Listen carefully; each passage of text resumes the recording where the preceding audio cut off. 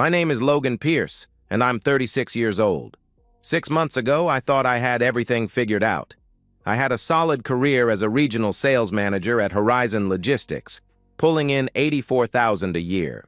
Not rich, but comfortable. I owned a 3-bedroom house in a decent neighborhood, bought it 2 years before I got married, back when I was still naive enough to believe in happily ever after. I had a wife who smiled when I came home from business trips, who kissed me goodbye every morning, who made our house feel like a home. Her name is Claire. Was Claire, I should say. She's 34, with auburn hair that catches the light just right and green eyes that used to make my heart skip. We met 4 years ago through mutual friends at a barbecue. She was laughing at something ridiculous, head thrown back, completely unself-conscious. I knew I wanted to marry her before our second date. We dated for a year before I proposed. Small wedding, nothing fancy, just family and close friends. Those first 2 years of marriage felt like a dream. Claire worked as an administrative assistant at a dental office, and I remember how she'd text me throughout my business trips, sending photos of dinner she'd made or some project she was working on. When I'd walk through the front door after 3 or 4 days in Denver or Phoenix or Seattle, she'd light up like I was the best part of her day. 2 years into our marriage, Claire quit her job. She said she was tired of office politics, tired of dealing with demanding patients and a micromanaging boss. She wanted to focus on making our home a sanctuary, as she put it. I supported her decision completely. We could afford it on my salary, and if it made her happy, it made me happy. Happy wife, happy life. Isn't that what they say? My job required travel 8 to 10 days a month. Regional sales means visiting clients, negotiating contracts, maintaining relationships across 3 states. I'd hit Denver for 2 days, Phoenix for 3, sometimes Seattle for a week. Claire seemed perfectly content with this arrangement. She filled her days with yoga classes, shopping trips, home improvement projects. She'd spend hours rearranging furniture, painting accent walls, turning our house into something that belonged in a magazine. What made it easier was that Claire had family nearby. Her older sister Natalie lived 20 minutes away with her husband Luke and their 2 kids. Natalie Carter, she kept her maiden name professionally, is 37, and everything Claire isn't. Where Claire is soft and domestic, Natalie is sharp and ambitious. She's a corporate attorney pulling in $160 a year, working 60-hour weeks, always impeccably dressed and completely in control. Luke Carter is Natalie's husband of 9 years, 39 years old, and for the past year, unemployed. He got laid off from some mid-level marketing position and spent his days between opportunities, which seemed to mean sitting on their couch playing video games while Natalie worked herself to death. During family dinners, Natalie would talk about her latest case while Luke sat quietly, picking at his food, contributing nothing to the conversation. I never paid much attention to Luke. He seemed harmless enough, if a bit lazy and unmotivated. The kind of guy who lets his wife carry the financial burden while he figures himself out. Claire and Natalie talked every day, sometimes for hours. They'd been close since childhood, and I was glad my wife had that support system while I traveled. Everything seemed normal. Everything seemed fine. Claire would kiss me goodbye, tell me she'd miss me, remind me to text when I landed. She'd send me photos of her day, coffee shop visits, yoga class, dinner with Natalie and the kids. I'd call every night, and we'd talk about nothing important. My work, her day, plans for the weekend. I thought I knew my life. I thought I knew my wife. I was about to discover I knew neither. The first sign wasn't dramatic. It wasn't a lipstick stain or a suspicious text. It was a smell. Cologne I didn't wear, lingering in my house after a 3-day trip to Dallas. I walked through the front door on a Thursday evening, dragging my suitcase, and something felt wrong. Not bad wrong, just different. The house smelled like someone else had been there. Masculine cologne, woody and expensive. Not mine. I wear Old Spice. This was something else entirely. "Hey, babe," Claire called from the kitchen, appearing with a glass of wine and that same bright smile. "How was Dallas?" "Fine," I answered, still processing the smell. House smells different. She laughed, the sound light and dismissive. I bought a new air freshener. Sandalwood something. Too strong? She asked. Plausible. Easy to accept. I kissed her hello and forgot about it. But the anomalies kept coming. After a trip to Phoenix, I found 2 wine glasses in the sink instead of 1.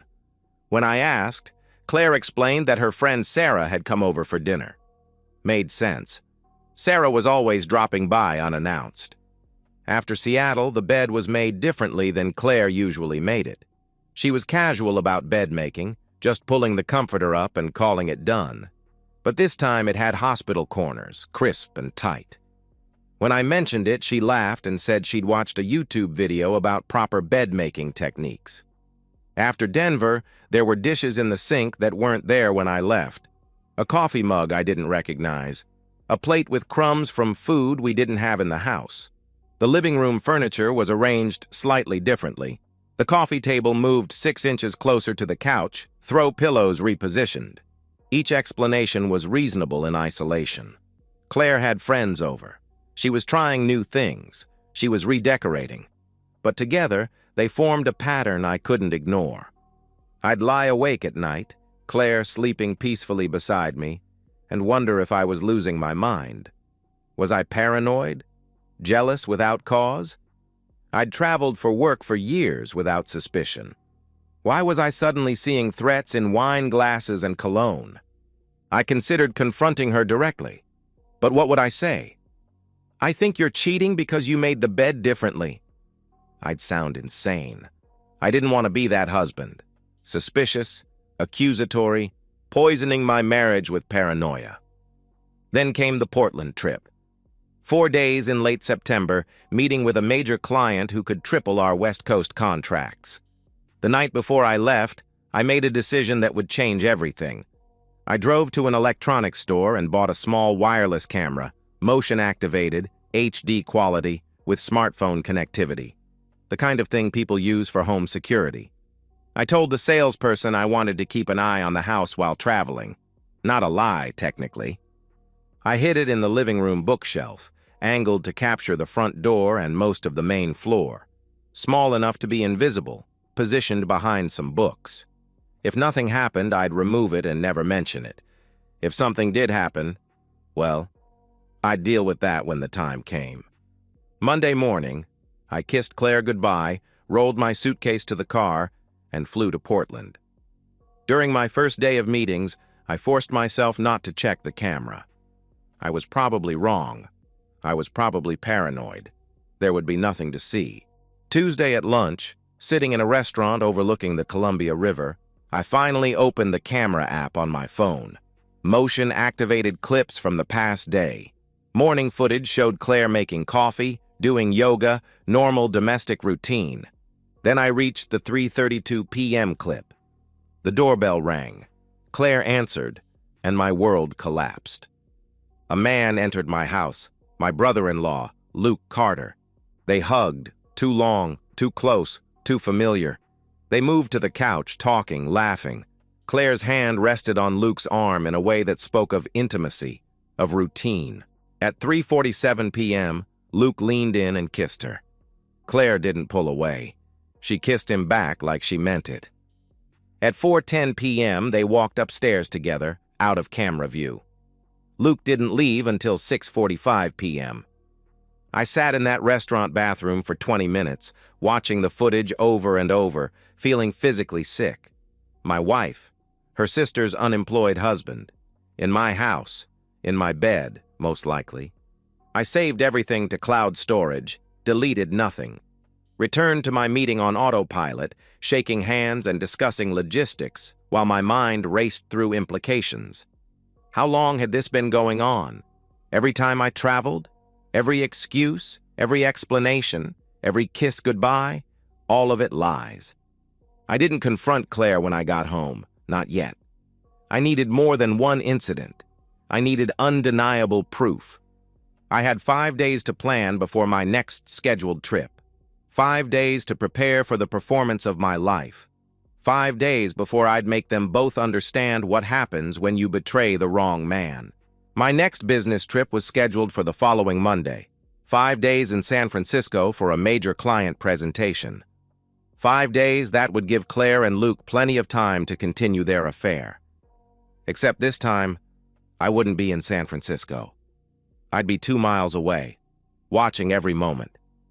The 2 weeks between discovering the camera footage and my planned confrontation were the longest of my life. I had to act completely normal around Claire. Kiss her goodbye in the mornings, text her during the day, come home and ask about her day while knowing exactly how she'd spent her afternoon. She was either an exceptional liar or genuinely didn't believe she was doing anything wrong. This realization chilled me more than the affair itself. When she kissed me, there was no guilt in her eyes, no shame, no recognition that she was destroying our marriage every time I left town. I prepared methodically.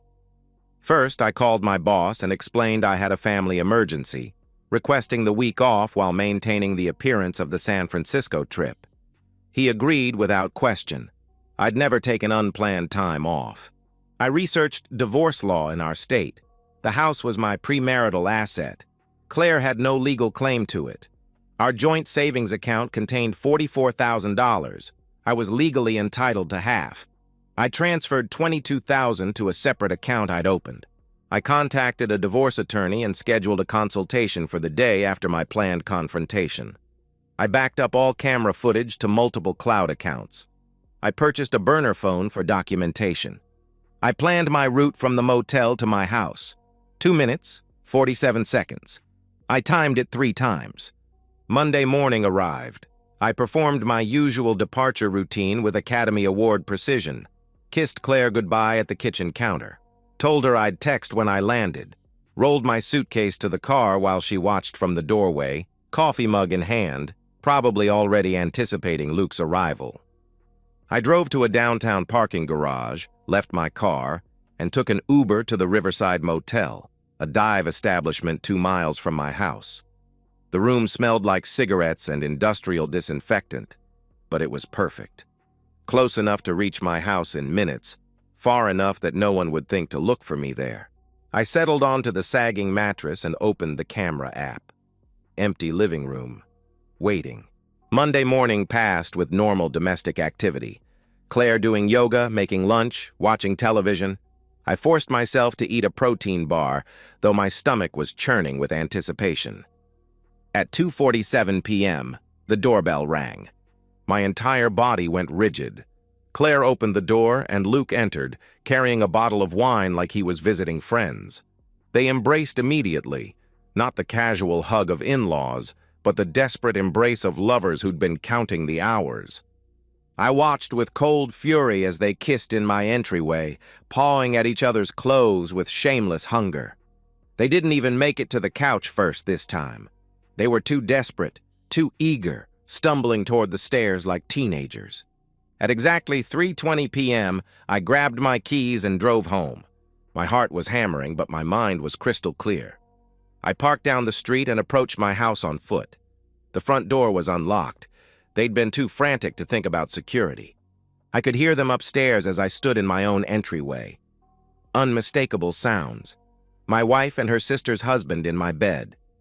Every muscle in my body was coiled with controlled rage. I climbed the stairs slowly, deliberately, each step measured. The bedroom door was wide open, arrogant in their carelessness. I stood in the doorway for exactly 3 seconds, watching Claire naked beneath Luke in the bed I'd bought, in the house I'd built, in the marriage I'd believed in. Then I moved. Oh, shit! Luke saw me first, his eyes going wide with animal terror. But I was already across the room, grabbing him by the arm and yanking him off my wife with enough force to send him crashing to the floor.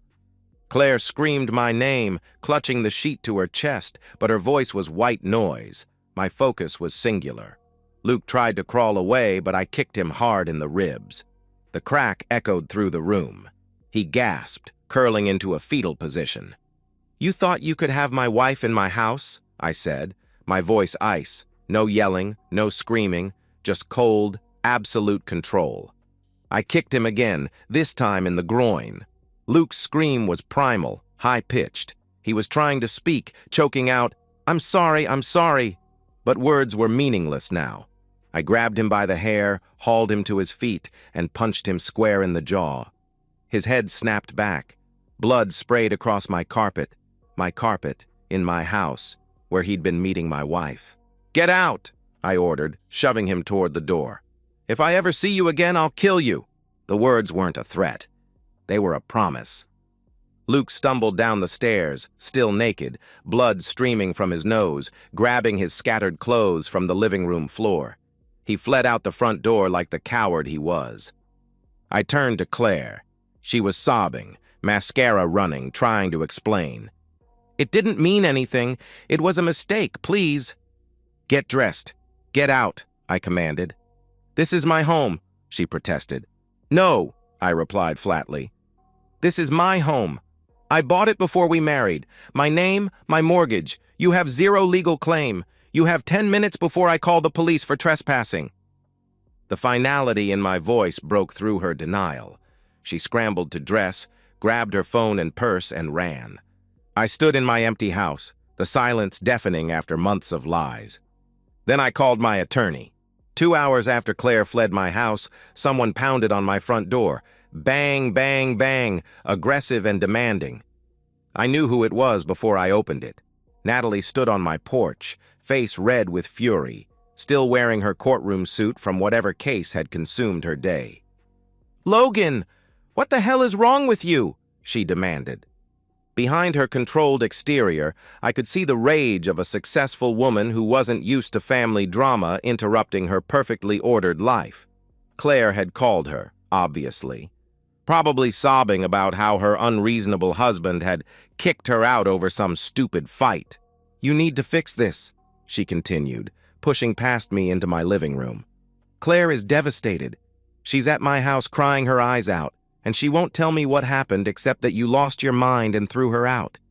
This is insane, Logan. You don't just kick your wife out of her home." "Her home," I repeated quietly.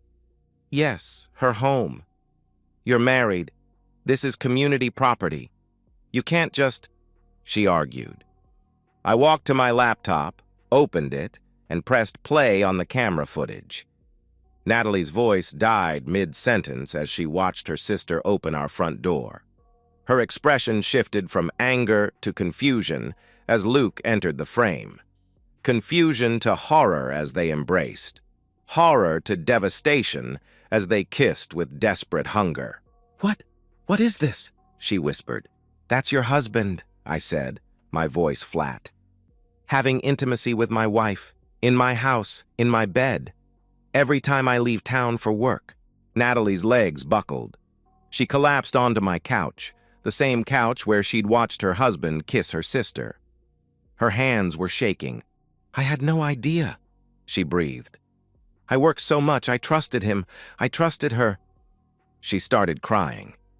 Not the controlled tears of a woman trying to maintain dignity, but raw, body-shaking sobs. For a moment, my anger dissipated into something like sympathy. Natalie had worked 60-hour weeks to support her family while her unemployed husband slept with her sister. She'd been betrayed just as completely as I had. "How long?" she managed to ask. "I don't know. I only found out last month, but the signs, it could have been going on for months," I answered. Natalie looked up at me, tears streaming down her face, and I saw the exact moment her grief hardened into something colder. The successful attorney who'd built her career destroying opposing counsel was about to turn those skills on her own husband. "What are you going to do?" she asked. "I've already called my attorney. Filing for divorce tomorrow." "Claire gets nothing," I replied.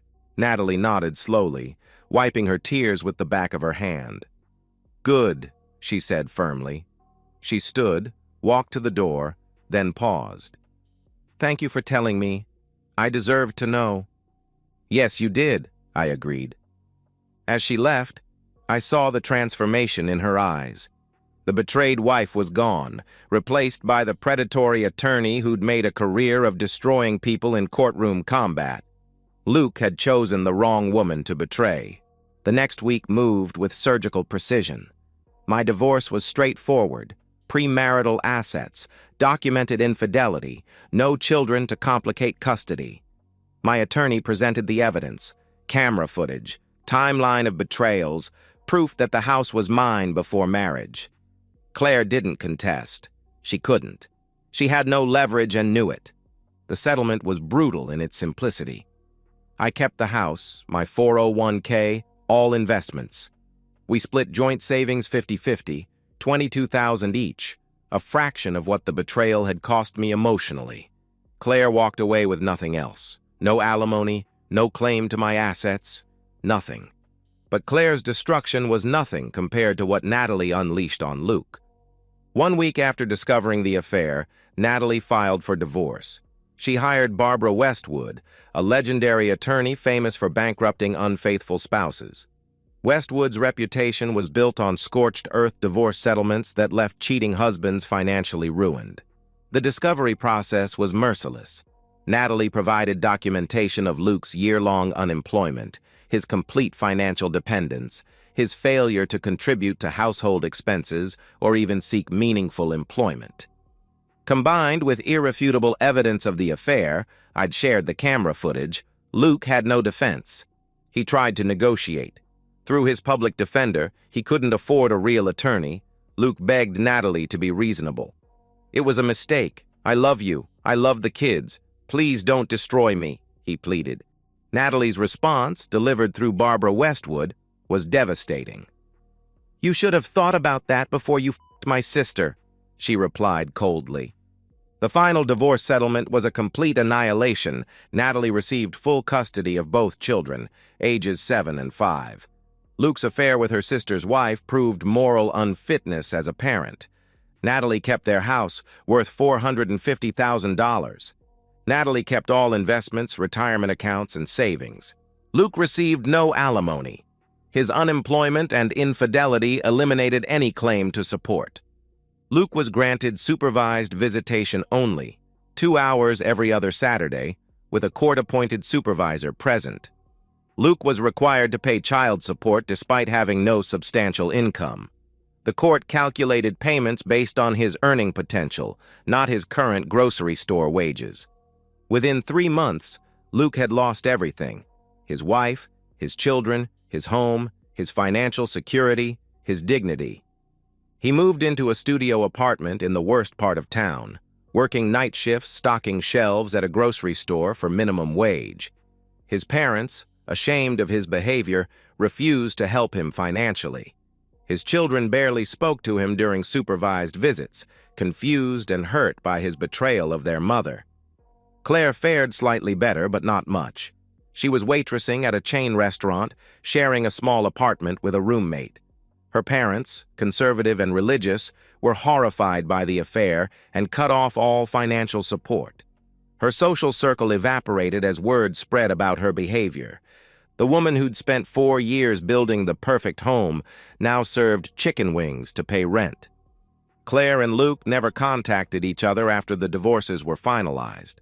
The affair that had seemed so worth the risk, so thrilling and romantic, ended with mutual resentment and blame. Each held the other responsible for their destruction. I attended both final divorce hearings, watched Claire sign the papers with shaking hands, watched Luke's lawyer explain that he was now legally obligated to pay child support he couldn't afford, felt nothing but cold satisfaction. The gavel came down. The judge declared both marriages legally dissolved. Claire and Luke walked out of the courthouse in opposite directions, strangers bound only by mutual destruction. And I walked out a free man. 3 months after the divorce, I moved out of the house where the betrayal occurred. I couldn't live there anymore. Every room held memories of the lies, the deception, the naive trust I'd placed in a woman who never deserved it. I sold it immediately after the divorce finalized, netting a substantial profit that I invested wisely. My new downtown condo is everything the house wasn't: modern, minimalist, untainted by the past. Floor-to-ceiling windows overlook the city skyline. Clean lines, expensive furniture, no family photos or sentimental decorations. It's a space that belongs entirely to me, free from the contamination of shared memories. Work is thriving. When my boss learned about my difficult personal situation, he was impressed by my professionalism throughout the crisis. Never missed a meeting, never let personal drama affect my performance. Last month, he promoted me to senior regional manager with a $15,000 raise. My travel schedule remains demanding, but now I return to an empty condo that feels like peace, not loneliness. I'm dating again, carefully and selectively. A few dinners, some second dates, nothing serious. I've learned to trust my instincts, to pay attention to red flags I once dismissed. Women find my story compelling, the wronged husband who handled his divorce with such strategic precision. I don't tell them the complete truth about what I did to Luke. Some details are better left unshared. Natalie and I stay in touch. Coffee meetings every few weeks where we talk about work, life, the strange bond that forms between people who survived the same destruction. There's no romance between us. We're both too damaged, too aware of how marriages can implode. But there's mutual respect, understanding, the recognition of shared experience. She's thrown herself into work and motherhood with impressive intensity. 60-hour weeks followed by soccer games and piano recitals, proving to her children that stability can exist even after betrayal. Her kids are adjusting well. Children are resilient when they have one strong parent who refuses to fall apart. Claire is still waitressing, still sharing that small apartment. Her Instagram, once filled with carefully curated photos of her perfect life, is now private and largely inactive. Her parents won't speak to her. Her friend circle has dwindled to almost nothing. She's 34, starting over from scratch, living the consequences of her choices. Luke is worse off. Night shift at the grocery store, barely making child support payments. His supervised visits with his kids are awkward and painful. His son barely acknowledges him. His daughter cries when it's time to leave. Natalie ensures the children understand their father made choices that hurt people, but she doesn't poison them against him. She doesn't have to. Luke's absence and failures speak for themselves. The affair that destroyed 2 marriages is now just mutual regret and blame. Claire and Luke never speak. The passion that seemed worth risking everything has curdled into bitter resentment. Justice, it turns out, is a dish best served through legal channels and social consequences. No violence required, just the systematic dismantling of lives through their own poor choices. 6 months have passed since I watched Claire sign our divorce papers with trembling hands. I'm sitting on my condo balcony this Sunday morning, drinking coffee and watching the sunrise paint the city skyline in shades of gold and amber. The view never gets old. 32 floors above the noise and chaos, clean air and infinite possibility stretching out before me. I think about the man I was a year ago. Logan Pierce, the trusting husband who believed in marriage vows and happy endings, who came home from business trips expecting honesty and finding performance, who noticed small inconsistencies and wondered if he was going crazy. That man was naive, but he wasn't weak. When the betrayal was revealed, he didn't collapse. He strategized. The transformation wasn't instant. Those first few weeks after discovering the camera footage, I felt like I was drowning. Every conversation with Claire was agony. Knowing what I knew while pretending everything was normal. Every kiss goodbye was poison. Every "I love you" was a knife twist. But somewhere in that darkness, I found something stronger than heartbreak. I found resolve. Claire had made her choice. Luke had made his. I would make mine, and mine would be permanent. The revenge wasn't about anger, though anger certainly fueled it initially. It was about justice, about ensuring that people face the full weight of their decisions. Claire wanted to play house with her sister's husband while I paid the bills and played the fool. Fine. But she would do it without my house, my support, my protection from consequences. Luke wanted to destroy his marriage for afternoon intimacy with his wife's sister? Perfect. He could learn what life looks like when you lose a woman who actually worked while you played video games and messed around. I don't feel guilt about what I did to them. I feel satisfaction. The cold, permanent satisfaction of a man who refused to be a victim. My phone buzzes with a text from a woman I've been dating, Sarah, a marketing executive who travels as much as I do.